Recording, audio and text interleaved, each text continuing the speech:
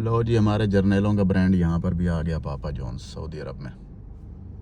बस इसी तरह ही मुल्क को लोड लोड कर अपने ब्रांड बना रहे हैं दुनिया भर में, और इस कौम का और इस मुल्क का सत्यानाश करते जा रहे हैं। और क्या हो रहा है, इसके अलावा और भी बहुत से ब्रांड हैं इनके सऊदी अरब में। ये तो एक मशहूर ब्रांड है, इसका तो काफ़ी रौला भी रहा है पाकिस्तान के अंदर। ठीक है, सोशल मीडिया पर भी काफ़ी मशहूर था ये ब्रांड इनका, पापा जॉन्स के नाम से। ये पिज़्ज़ा और फास्ट फूड का ब्रांड है। तो अल्लाह बचाए जी हमारे मुल्क को, जो कुछ बाकी बच गया है, अगर बच जाए तो अल्लाह ही बचा ले बस। नहीं तो कुछ नज़र नहीं आता कि ये शायद कुछ ये छोड़ेंगे।